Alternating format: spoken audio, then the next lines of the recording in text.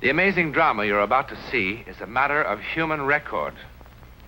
You may believe it or not. But the real people who lived this story, they believe it. They know. They took that one step beyond. Alcoa presents a new and unusual kind of television program that takes you just beyond the world in which you live. Alcoa presents Aluminum, from the world's leading producer, Aluminum Company of America, who creates new and unusual uses of this wondrous metal for the world in which you do live. And now, John Newland takes you one step beyond. Here in this warm, secure London house, early April 1912, began the bizarre and untold chapter of a news story that would soon stun the civilized world. In this library was an unread book. Coming events cast their shadows before them. Maybe. Remember this book. We'll come back to it later. It might shock you.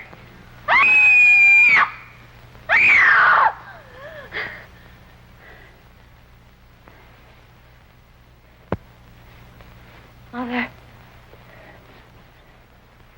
Mother. Mother. Mother! Mother!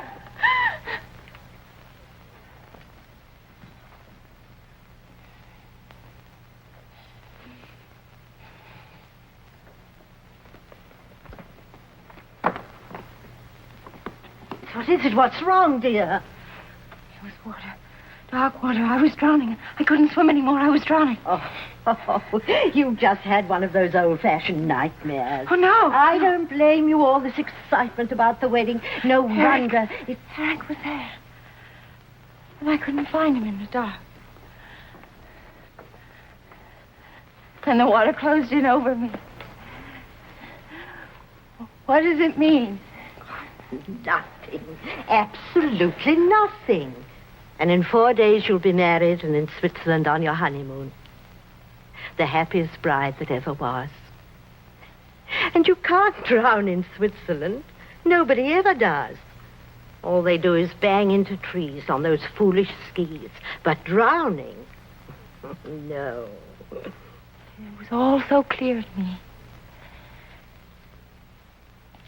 And I could feel the water. It was like ice. Now, if you must dream, I order you to dream only pleasant things. Eric, your wedding dress, and how happy you're going to be. Promise? That's better. Now, come on back to bed. But I couldn't find him. I couldn't find Now, him. that is enough, darling. And I shouldn't worry Eric with this. He's been trying so hard to make everything wonderful for you. There. Now. Good night, dear. And no more nightmares.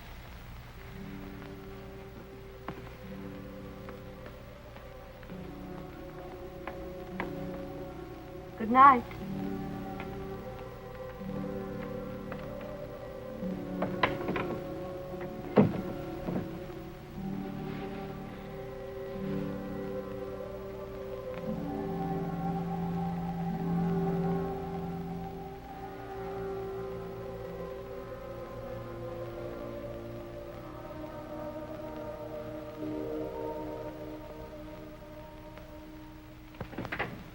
Good morning, Emily. Is the future Mrs. Farley about? Grace? Eric. Well, I know it's early, but I wanted to see what my wife would look like in the mornings. ugly. Would you like some coffee, darling? I'd love some. You like surprises, don't you, darling? I love them. Come on, surprise me. It's about our honeymoon. The honeymoon? We're not going to Switzerland. We're not. Well, where are we going? We're going to America. To New York City. New York. Eric. Now, why don't you ask me how we're going to get there? Swim? Rowboat? Raft? All right, darling, how? That's how. Stateroom 111B, boat deck, right next door to Mr. and Mrs. John Jacob Astor, no less. On the maiden voyage of His Royal Majesty's ship, Titanic, Southampton to New York, 6 days at sea, next Tuesday. At sea? Oh, just a little sugar, darling. I can't.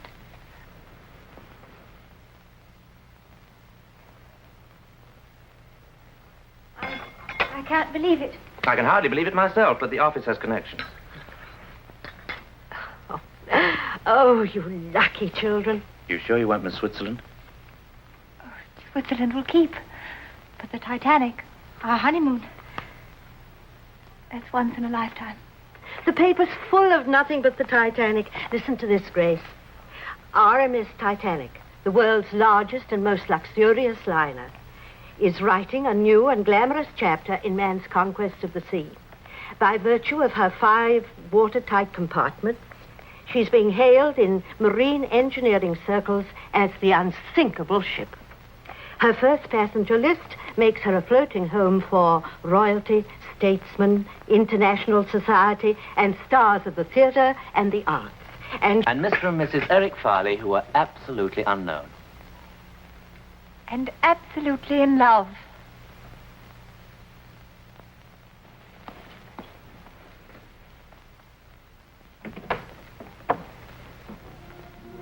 Grace!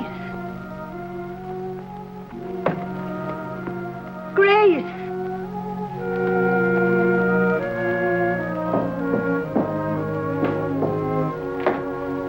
Grace, what is it, darling?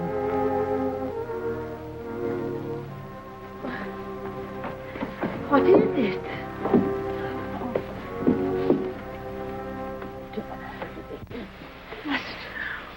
We can't go on that ship. It happened again. I dreamed. Now, darling, I do wish you wouldn't. I saw the sea, the cold sea. Oh. There were people struggling in the water. Really? Sinking, dying. Grace. And then a huge ship slid down. Down. Now, it's just a bad dream. Besides, that ship couldn't be the Titanic. The Titanic can't sink. Everyone knows that. I saw a lifeboat tossing in the water. There were letters on the side of it. I saw. Really? So clearly I saw the word Titanic on the side of the boat. I did. I did. I did. I did. I did. I did. I did. Just what I've always wanted. Only my own dear Aunt Agatha would have guessed. Have you ever kept birds, my darling? No, neither have I. You ever thought of keeping birds? Neither have I. And by all means, write dear Aunt Agatha and tell her she's made us very, very happy. I will.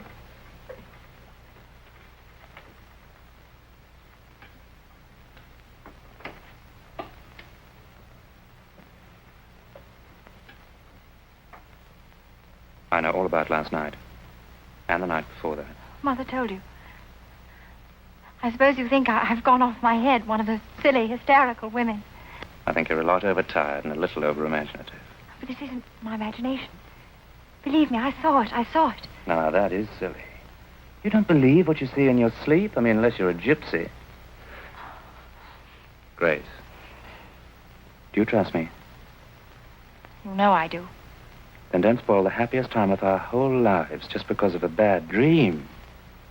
Everything's going to be all right, I promise. I'll take care of you always. Oh, hold me tight, darling. You know, if I didn't know you so well, I'd think that you'd fallen in love with another man, that you didn't want to marry me. I couldn't love anybody but you.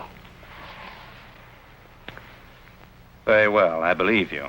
Only remember, if there ever is another man, I was one of the best shots in the Coldstream Guards.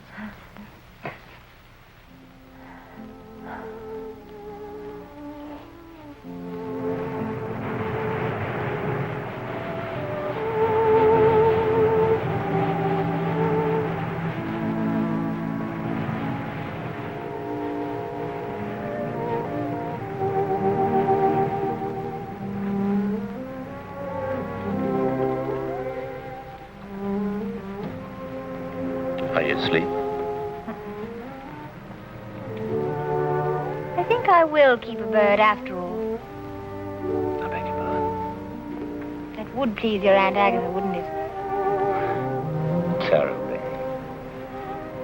Did you have any particular species in mind? Oh, a lovebird, of course. Oh, naturally, lovebird.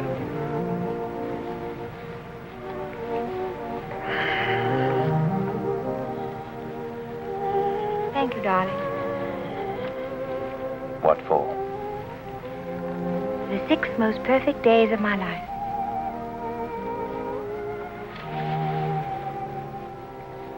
How lovely you are. And very young. Could be even better days.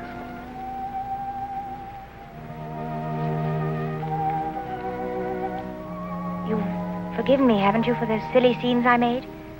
I've forgotten the whole thing. I'm glad. Such awful, ridiculous dreams. It wasn't a dream at all. I was wide awake when I felt there was something wrong with the ship. Quite wrong. I know you'll laugh. And I don't blame you. I was in my cabin this afternoon. I imagine it was around 4 o'clock when I heard this terrible sound. What kind of sound? It was a terrible grinding sound, as though the ship had suddenly struck some immovable object.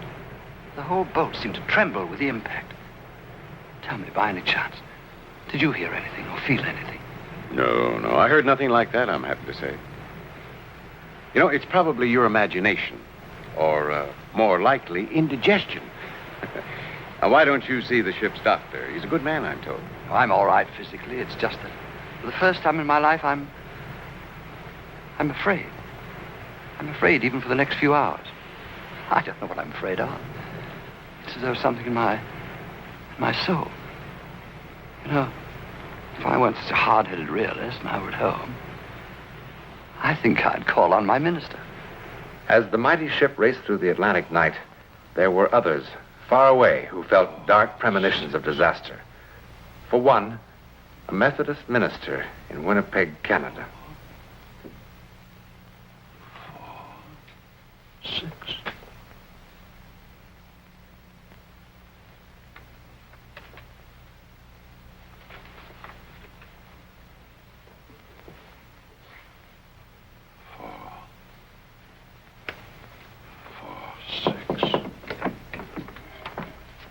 Excuse me, Dr. Morgan, but it's nearly time for the service.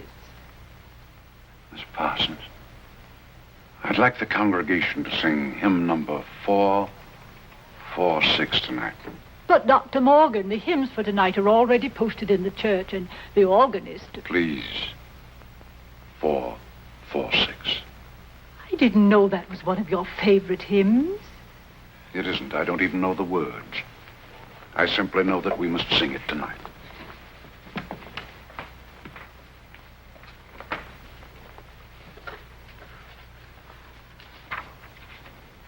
Hear, Father, while we pray to thee for those in peril on the sea.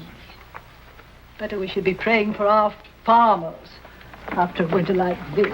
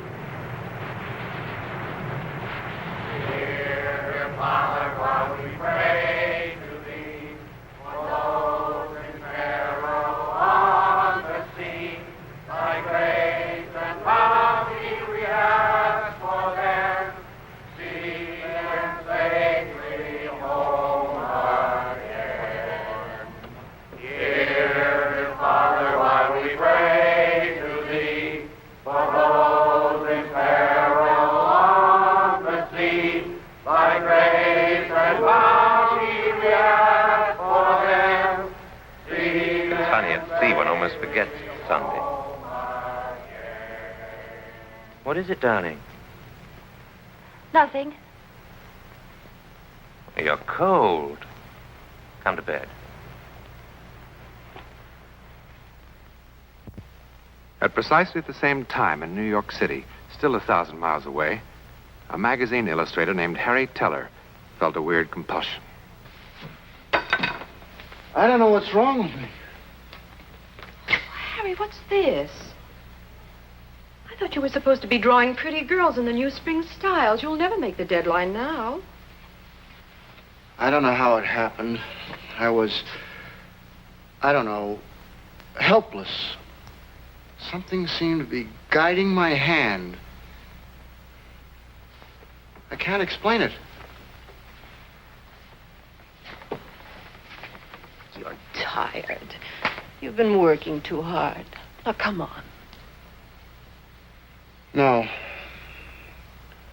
No, it's not that. Harry, let's go to bed.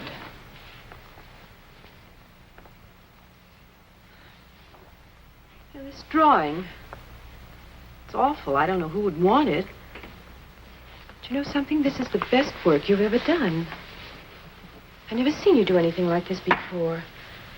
All of this detail in here, and... Harry, what is it? Your hands are like ice. The water in the drawing was cold. Icy cold.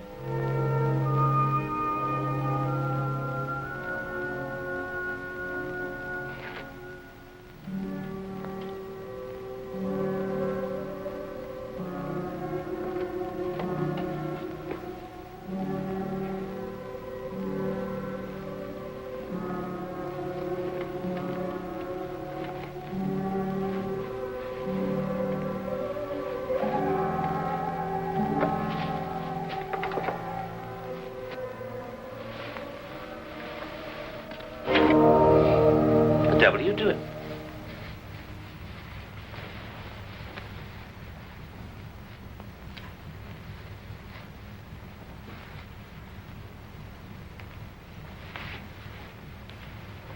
Grace. Grace. Grace.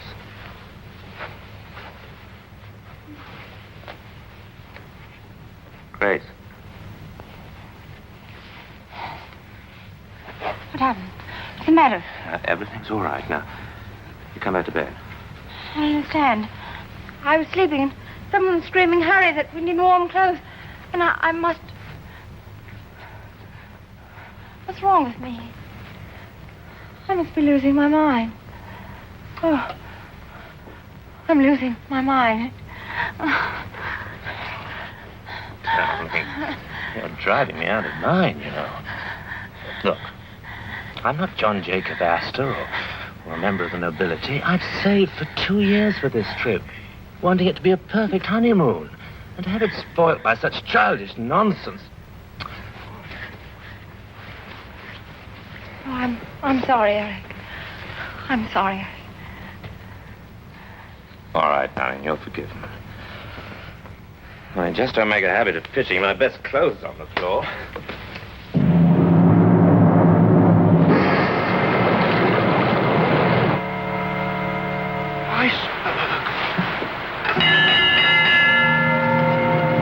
Iceberg, get ahead!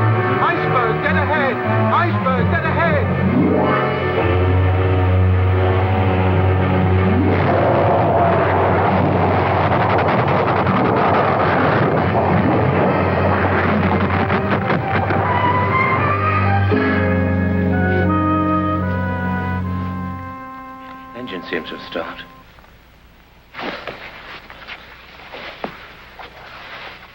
You all right?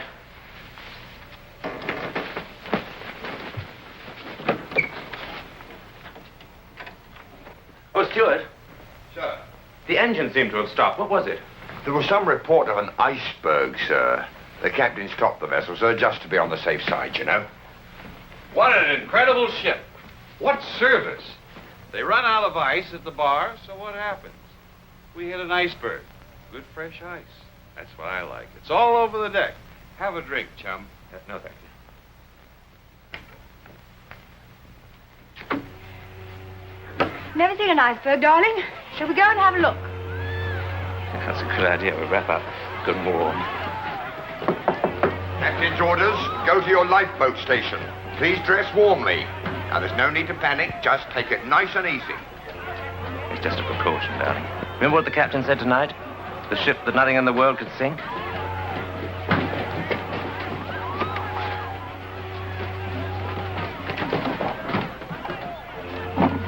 What are you doing? Trying to impress an iceberg with your jewels? Just in case they might not be coming back. Oh, come on.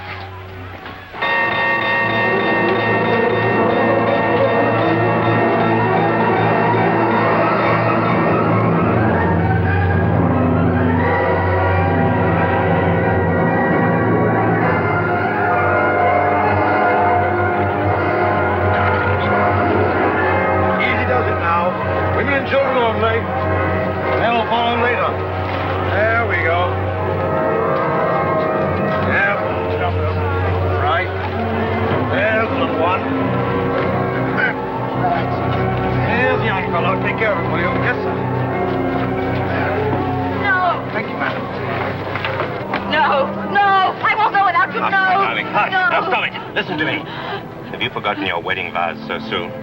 Love, honor, obey. Now you go with the other women in boat 4. Sorry. I love our marriage. All 6 days, 5 hours and 20 minutes of it. I even loved our first fight. If you ever have another bad dream, I'll listen to every word. Come, madam. It's all right. It's all right.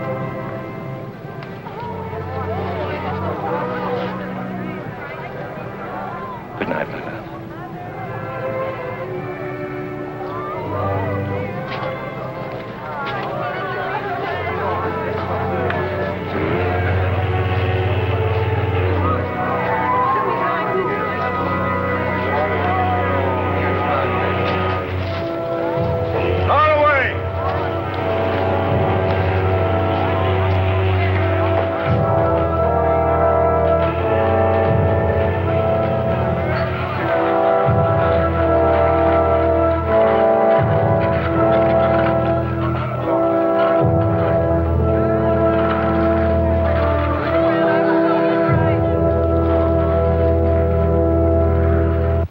Farley never came back to this house.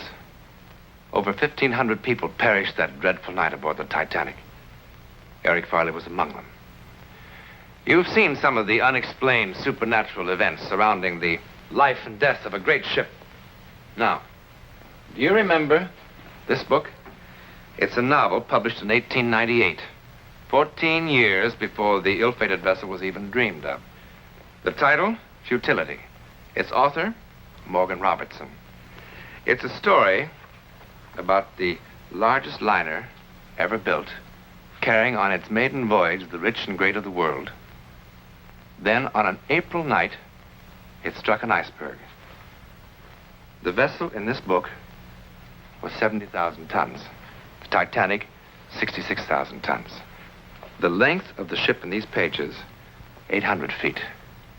The Titanic, 882 feet. Both made 25 knots. Both carried about 3,000 passengers. Both liners had lifeboats for only a fraction of that number. And both were considered unsinkable.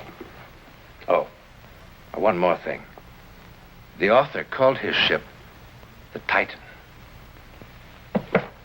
In a moment, something else to think about.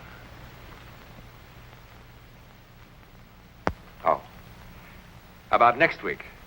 Well, it begins with a silly argument about this hat. And it ends when two people in peril, miles apart, discover an amazing kind of communication, an incredible way of finding each other, as together they take that one step beyond.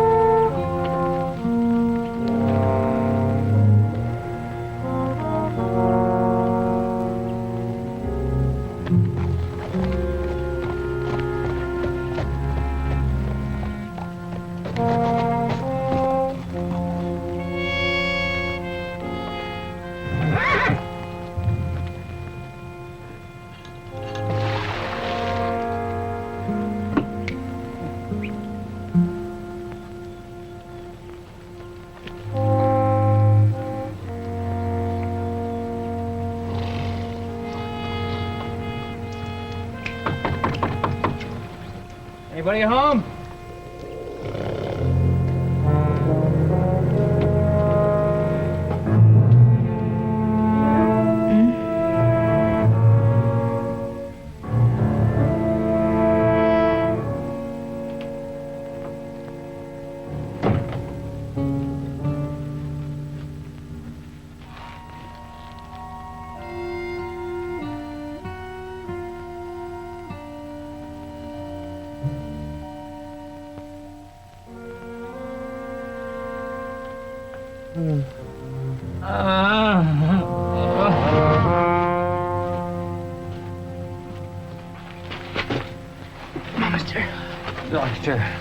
Doctor, get a baby.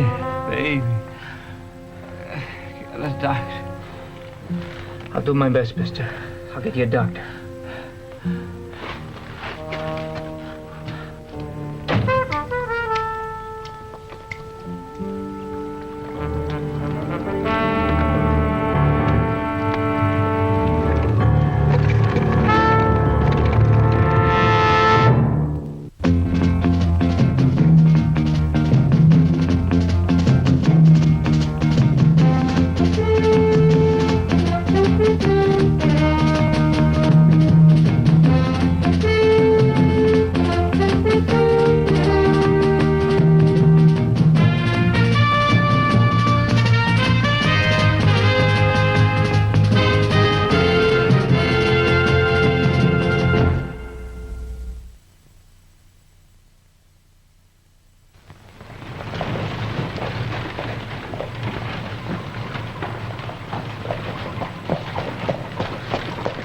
Where's the doc, boy?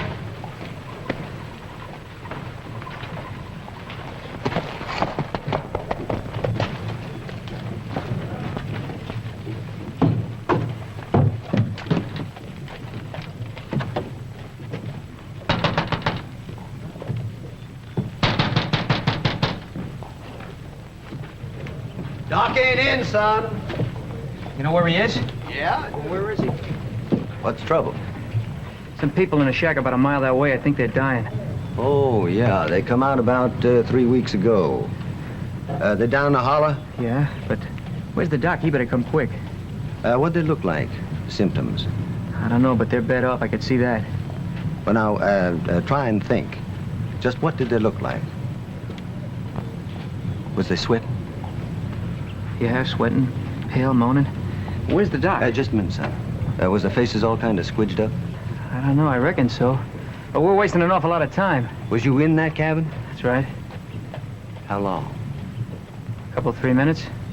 Did you touch him? Yeah. Son, I'm going to give you the friendliest piece of advice you ever had. Get out of town and keep on going and don't tell another soul what you just told me. What are you talking about? Diphtheria. You're out of your head. Last year, we had an epidemic. I wish you had $1 for every man, woman, and child that we buried.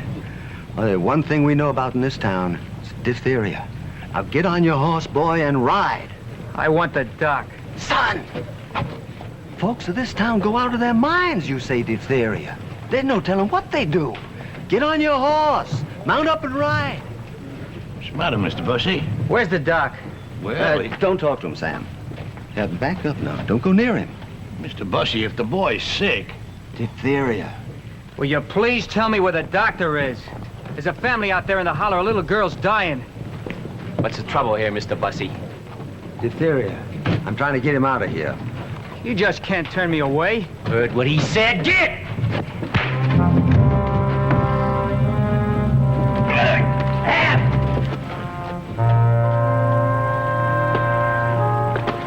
But you're real God-fearing folk, aren't you? Come on. Ad, close down the store and get the kerosene.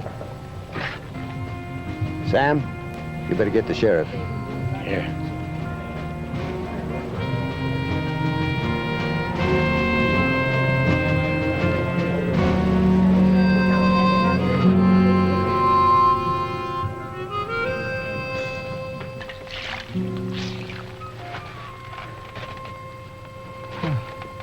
Doctor. He's coming. Don't worry. My horse is gone. Ran off. Couldn't ride to town. Oh, it's gonna be all right. Just sit still.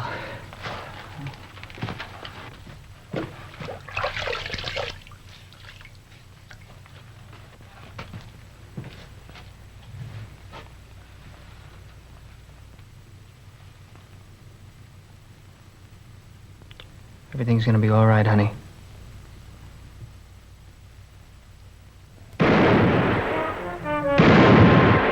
Boy! You still in there? Son? You still in that shack? You better come out! We're a committee up here. Law-abiding people. We come to do what the Army taught us how to do. What are you gonna do? Burn out the contamination. Now come on out of there. You think we like this, mister? We got kids of our own. But those people are dead and we mean to do something about it. They're alive, I tell you. Bring one of them people out. I come out, you put a hole in me. We ain't murderers. I'm the sheriff. We just want to see as them folks dead.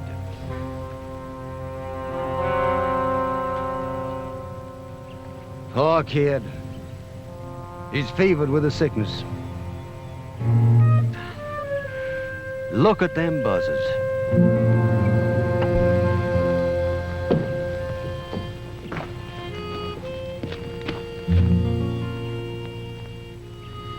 Come on, Eddie. Just move a little. You gotta do something, honey. Open your eyes just a little bit. You gotta cry, honey. I'm afraid she's gone, boys. You gotta show him up there. You gotta show him you're still alive. They want to hurt you, baby. That could be my little Maddie. You gotta move, honey. She's alive, Sheriff. Believe me, she's alive. Please get the doctor. No, don't! Don't come up here!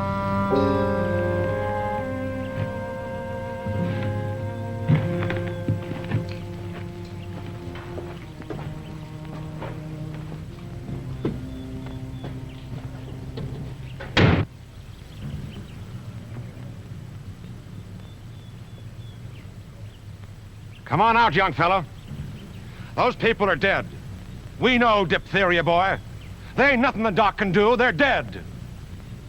Well, I'm alive!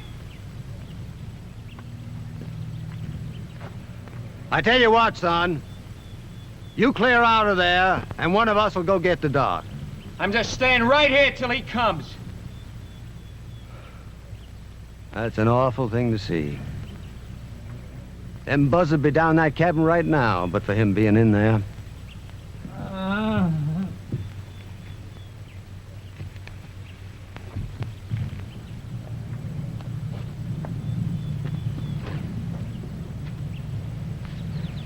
So one of us could take the torch round to the side. And if he's fool enough to stay in, why, that's his business. Oh, I sure had that idea. I hate it too, Sam. There's one thing that I hate more. See us put the torch to our own houses again. Dead wagon rolling day and night. Yeah, black with smoke and the screaming of women. I hate that a lot more. Well, town sent us out here to do a job. Who's going down there? You mean you want us to go down there? There's contamination down there. That's a scattergun in his hand, Mr. Bussy. All right. I'll do it. Oh, wait a minute. Maybe we should get the Doc here. Doc is birthing Sarah Joe's baby. You won't leave her. And that's an hour's ride each way. Well, let me go find him and see. No good, Sam. Suppose he did come here. Would we send him down to that cabin? Get contaminated his own self?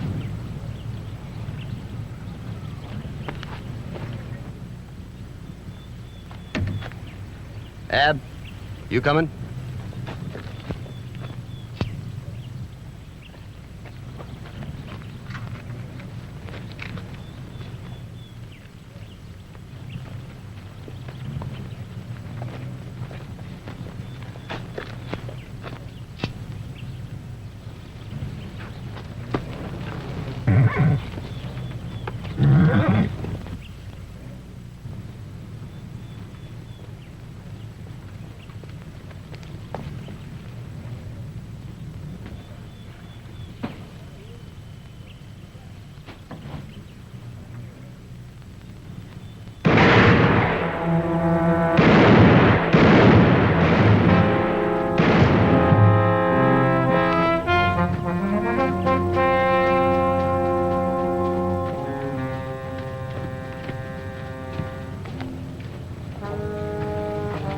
The kid means business. You hurt? No.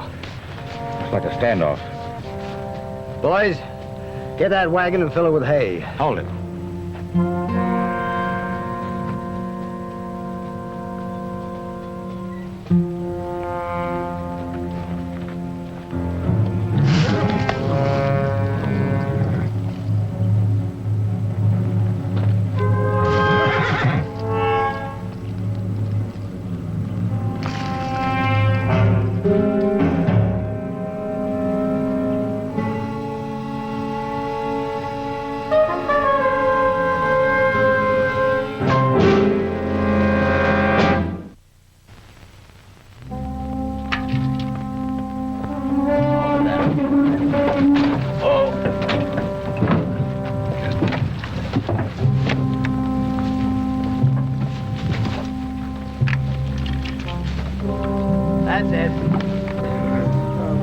Son, you better come out now.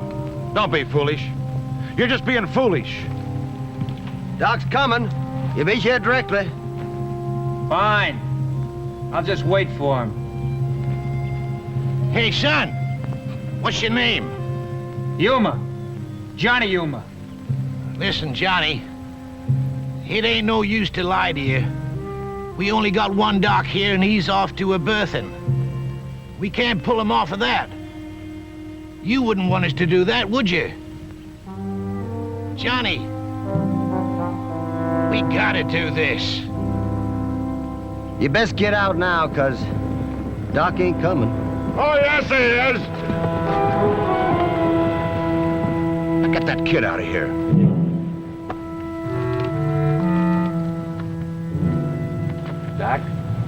Doc, you leave Sarah Joe? She's fine. Got a fat little boy. Billy said something about diphtheria. Yeah, them squatters down there. All dead. The boy in the shack got it too. Won't come out. What's that wagon for? Well, we're gonna set her ablaze and push her down. Ain't nobody craving to go down there, you know. Hey, that boy's got a scatter gun. Hello! Hello all day. I want the doc. I am the doctor. You're the doc. Come on down. Got some mighty sick people here. Sick? They're dead. Ask him. Well, the boy's alive. Yeah, and up to his craw with contagion. You can't go down there, Doc. Hey, Doc! Tell me one thing. Can a horse get diphtheria? I never heard of it. Then come on down, Doc. Don't be scared. Listen, you can get the contagion just like any other man. It's my life. We lost our last Doc in the epidemic. You're the only one we got hereabouts. Mr. Bussy, get your hands off me. Doc, we ain't gonna let you do it. Come on, let's get this over with.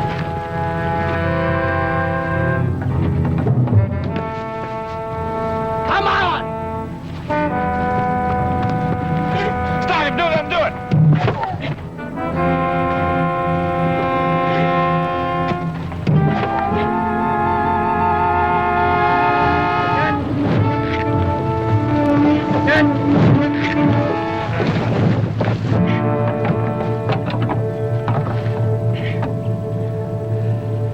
You lily livers! Tomorrow you'll be burning your own houses!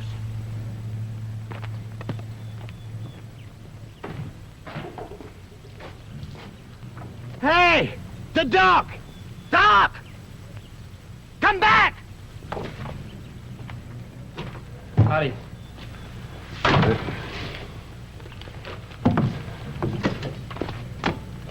I didn't know what to do. Seems to me you're doing all right, son.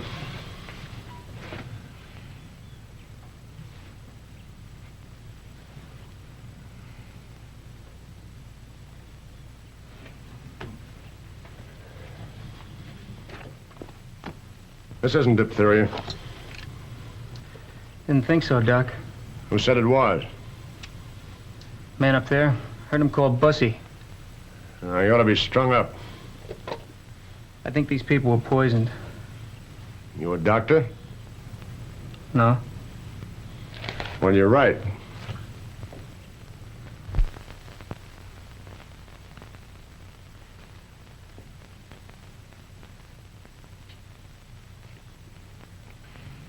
It's too late for an emetic. Poison's probably into the system by now. What made you think it was poison? My horse is dead. Horses don't get diphtheria. He drank a bucket full of water. I didn't drink. I had some water from my canteen. I suspect the well was poisoned. Meal there on the table, water in the cups. Smart boy. Common poison they use around here is one for wolves. I hope this works. So do I, Doc.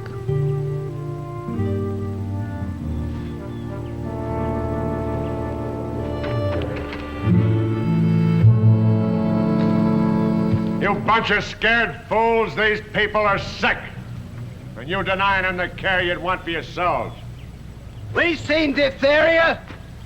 This isn't diphtheria. Did any of you come down here and look? Who said it was diphtheria? Any one of you a doctor? You better pray to God, Bussy, the doc can save them folks. Anybody fault me for trying to save the town? He was thinking of us, Sam. He was the one that kept saying diphtheria. How'd he know? And us had the nerve to go down and make sure. He weren't taking no chances. I'd have done the same. That little girl. I know. I know. Come on down here. Come down, I said. Don't be afraid. There's no contagion here.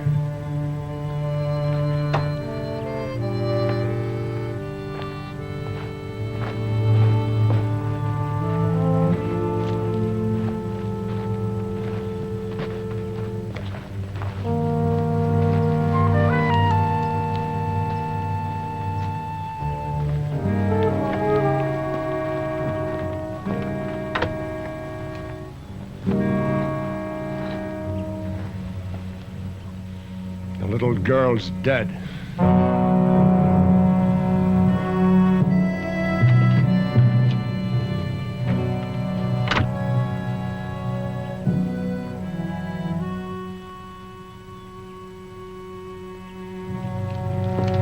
I'll kill you, Bussy. I'll Get a hold of yourself, Sam. He killed that little girl. Boys, I'm sorry. I made a mistake. I wish I had it to do over again. I made a mistake. Doc, I only wanted to... Nothing to blame Mr. Bussy for. He was thinking of the town.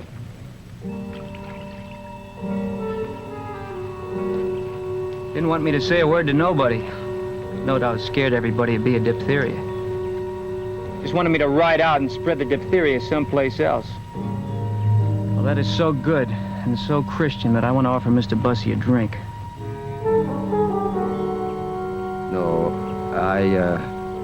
I'm not thirsty. Cool, clear well water, Mr. Bussy. Thank you kindly. I don't need it. Your mouth is so dry right now I could strike a match on your teeth. Drink. I said no.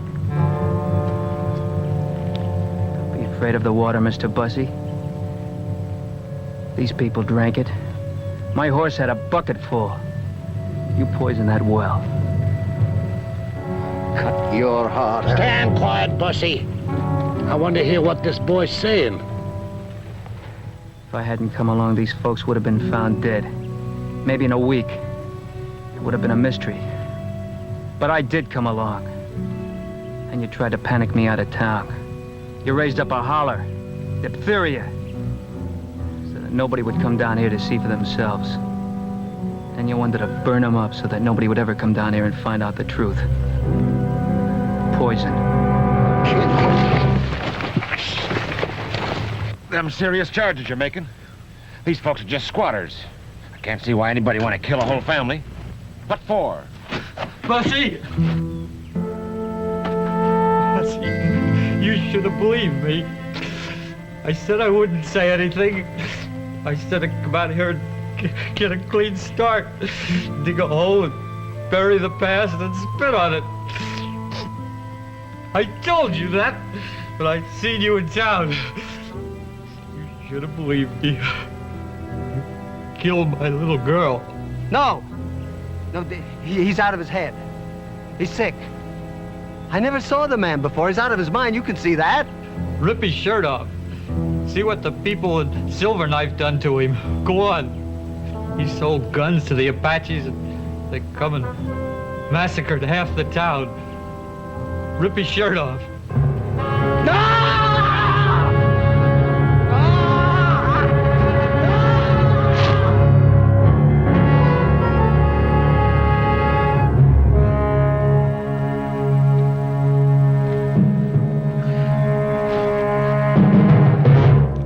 Go on, get over there. Get over. Go on. All of you, get over there. You. I told you to get out of town, but you wouldn't listen to me.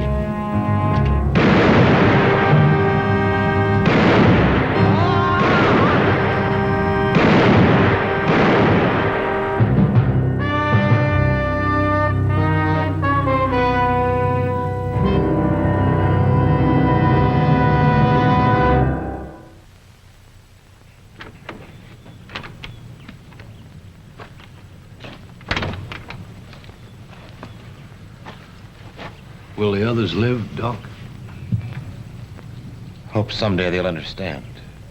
Maybe forgive. Will you ask the man if maybe we can help with the burying? Yes. I already asked him. He'd just like the boy to stay.